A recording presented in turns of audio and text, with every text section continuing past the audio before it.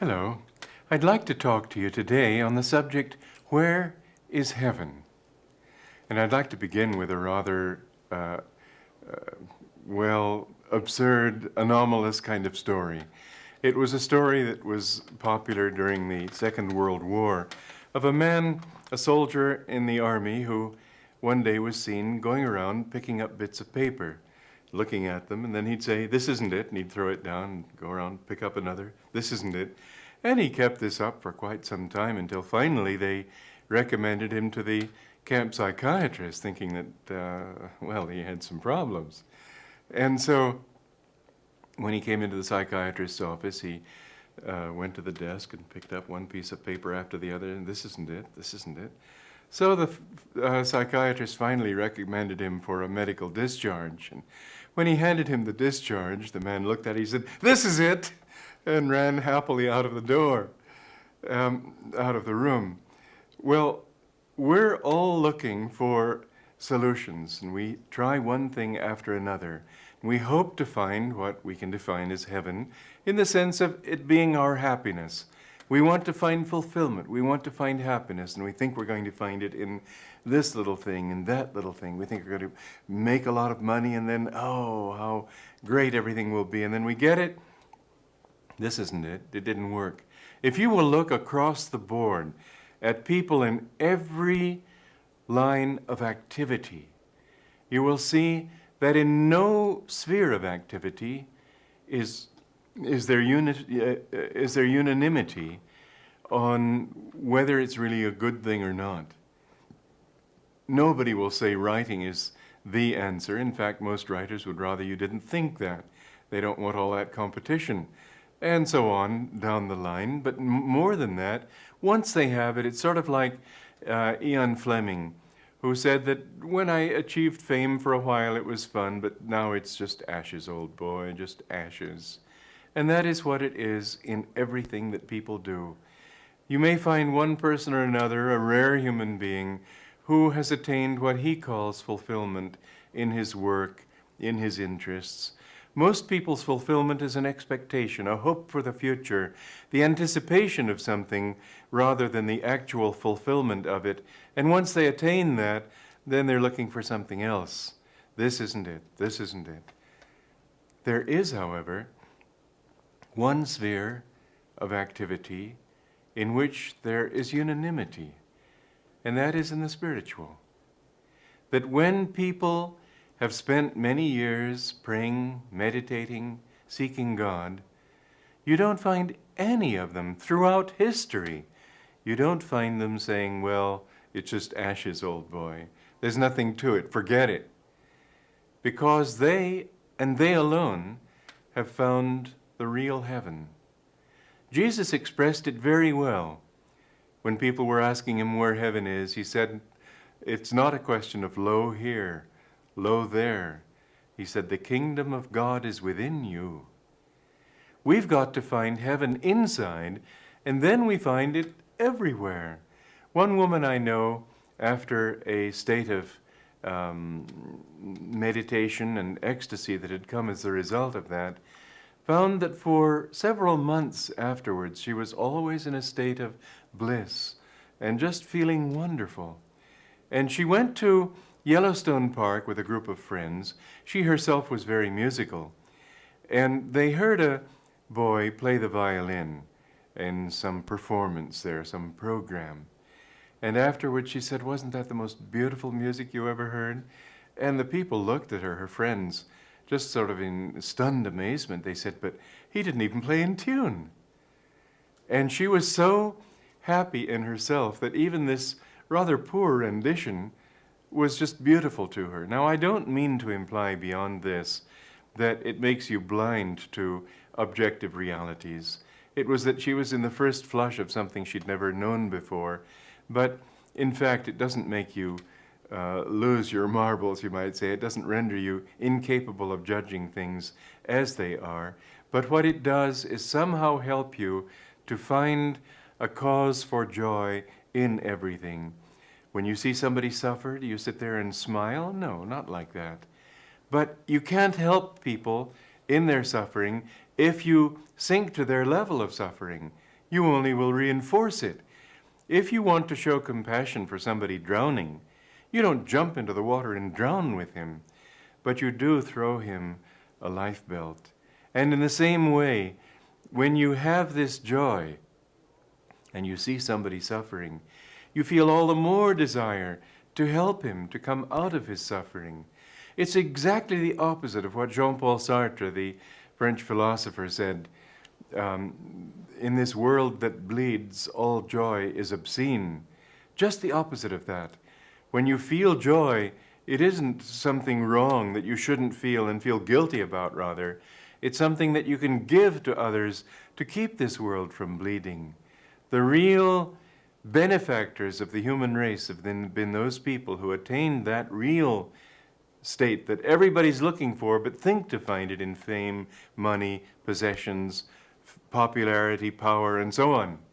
They've finally found it. They're unanimous in this. There's another interesting thing about comparing what the saints have found with what other people have found. Science, even. In this day and age, we speak of science as being the way shower in the search for truth. But every few years you read in the paper something that science has discovered that completely throws overboard some of their basic theories, ideas of how the universe was made, ideas of what matter's all about, and so on. Every few years there hasn't been unanimity in science. It's been a slow growth, no doubt, but there's also a statement made by many scientists that they aren't really looking for truth anymore. They're looking for what works. And what works in one context may not always work in another, and they're not completely at sea, but they're a great deal more at sea than they expected to be at the end of the last century. In one field, however, the same one I talked about before, we find unanimity also in the definition of what truth is and what life is all about. And you find these, unfortunately, rare, but numerous. When you look back over the centuries, you find these people in all religions, in all cultures, in all countries, in all ages. And what Thomas A Kempis, I should say, wrote in Imitation of Christ, you'll find the same words being used in the Bhagavad Gita in India. You'll find the same words being used by Buddhists. In fact, people who are really deep in the spiritual teachings find that they have a great deal in common. They're speaking the same language because they've had the same vision of reality. The true custodians of religion are not the people who go rushing around beating big drums saying, "Come to my religion, come to my church, it'll save you," and arguing and condemning anybody who disagrees with them. The true custodians of religion are the mystics, the saints, the people who have attained a higher vision of divine truth. And what you find is that none of them disagree with each other. They all talk about the same experience. Saint Jean Vianney, a very, not by any means illiterate, but by no means sophisticated priest in France, the curé d'art, as he's called, he spoke of God's joy. He said that if you knew how much God loves you, you would die for joy. Now that kind of expression can't come just out of a book. That kind of expression can't come from having heard a good lecture. That kind of saying has to come from something lived and experienced. And this is what saints in all religions have talked about. It's not as if he had made some peak discovery that was added to the general lore of the human race. When science speaks and makes discoveries, it keeps adding. What the saints have found is an absolute truth that has never changed, that can't change. There was a lovely story in India of a saint whose name was Haridas. It was a name he took, which made him sound like a Hindu, the follower, the servant of Krishna. Hari is the thief of hearts, is that meaning in the name of Krishna. And because, however, he was born a Muslim, the ruler of his particular state who was a Muslim, considered him a heretic. Uh, he was a backslider, and since he wouldn't recant, he condemned him to be tortured until death.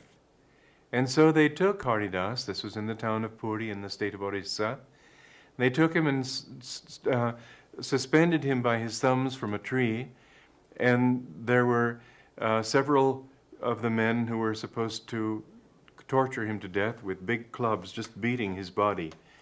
And of course he must have been experiencing great physical pain. But he felt so much joy in his soul. We marvel at the compassion of Jesus, who said, Father, forgive them, for they know not what they do. We see the greatness in that. Well, Haridas too was great. He said, may these people, his torturers, feel also the joy that I feel. He had no animosity toward them, only forgiveness. Even he wanted them to be blessed. And the joy that he felt was so magnetic, so real. It wasn't some sort of sweet expression in the eyes. I'm sure that his face showed the pain his body was experiencing, but people felt the influence in their hearts of this spiritual joy that Haridas was feeling.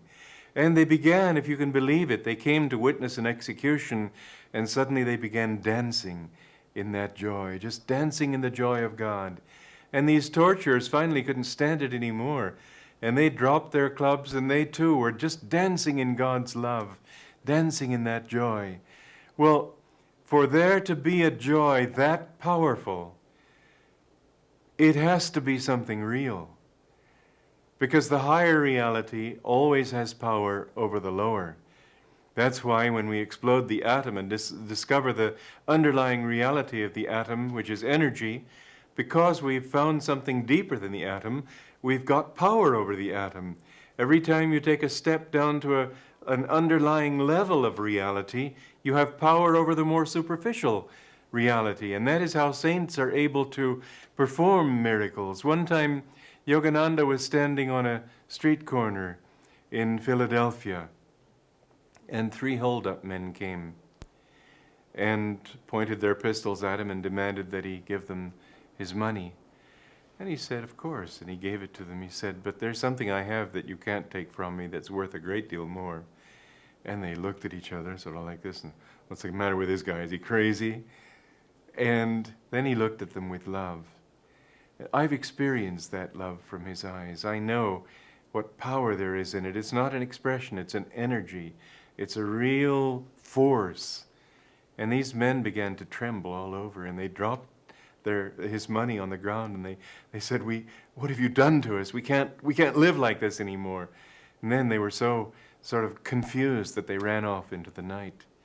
But that power is something real, and it has power over this world. When you can find that heaven within you, then you will find that it gives you a power to carry heaven with you wherever you are. And even though you know that you're walking in this world, in what for many people is hell, because they have hell within them, and you see suffering, and you see pain, you see darkness. Nevertheless, you have something so wonderful that you know you can change their lives, and you do your very best to change them. And so irrelevant is this body that you're willing, like Jesus, to give up your body in order to help other people.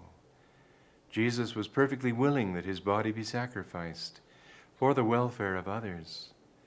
And any saint who has achieved that vision, he knows this body isn't real. There's so much in Christian tradition, we might call it a mythology, of the suffering of Jesus, the suffering that he had to undergo with his physical body up there on the cross. Well, yes, it was a suffering, but good heavens, how many other people have suffered that way? The fact that he embraced it willingly is a great thing, no doubt. But I can't believe that he was suffering for that, because if that was what he was suffering for, he was not master over this body. When the heaven we're talking about that is within us, once we achieve that state, then the sufferings of this world cannot touch us anymore. They can't affect us in the same way. So that even if on one level we might feel them, inside we're not affected. I'm completely certain that the suffering Jesus experienced on the cross was not for himself, but for other people. Even his statement, "Forgive them, for they know not what they do," knowing the suffering that they would draw to themselves through their blindness, but much more. You know, when you love something beautiful, let's say you've seen suddenly the most beautiful view that you've ever seen in your whole life, standing on a mountaintop, and you look around you, and you want everyone to enjoy that view, but all of them, every one of them is blind. That's a bit of a pain, isn't it? Because you know what they could enjoy, and yet they don't, because they can't see. In the same way, Jesus, loving the Father, loving God as he did, would it not have been his real pain that other people refused to accept that love? That in hatred they rejected the love that God had shown, bringing him, sending him into this world, that they could be so locked in darkness, in hatred, in all the evil of human nature, that they would want to hurt it rather than welcoming it. That would be the pain that he experienced. And yet it was a pain that was out of compassion. It didn't touch his joy. That joy was always there. He couldn't lose it. I remember one time Yogananda went through some physical pain. And I remember him saying to us afterwards that I kept my mind down to this body so that I could experience pain the way other people do. But when one has realized God as he had, it takes as much effort of will to keep the mind down to this body as it does for us finally to reach up to that level. That's the natural plane on which they exist. Jesus may have kept his mind down here out of compassion for a while on the cross, but inside he had that joy. He couldn't but. I'm nowhere near their level, but I can express even in my little life something of that I went through a period of great suffering in my life, and all I knew consciously was that suffering. And yet that was the period during which I wrote all the happy songs, some of which you've heard. And people used to say to me after I lectured, they felt joy from me. And I thought at first, joy? That's not possible. And then I looked more deeply and I saw that underlying that superficial pain that I was experiencing, there was a joy that hadn't been touched, a joy born of many years of meditating every day. If you want to find the joy within you, if you want to find the heaven within you, then what you have to do, quite obviously, is go within, isn't it? Get away from all the distractions and things that pull your mind outward and say, you're going to find heaven in Hawaii, you're going to find heaven in La Paz, you're going to find heaven in a big bank account. Get away from all that and get back into yourself. Learn to be still. Learn to meditate. You will find in meditation as you do it, begin with a little bit, a few minutes every day, but the more you do it, the more you'll find that it becomes so strong, that so deep, that there will be a joy just sort of welling up within you. And it'll be a joy that will never leave you. Under all circumstances, it will always be there, guiding you, inspiring you. It's a conscious kind of thing that tells you what to do. You know how to help people. You feel their sufferings, and you know how to give them that joy. You know how to give them understanding. Again and again you will see in your life that if you meditate daily, your life will change, and you will carry about with you truly a portable paradise. Joy to you.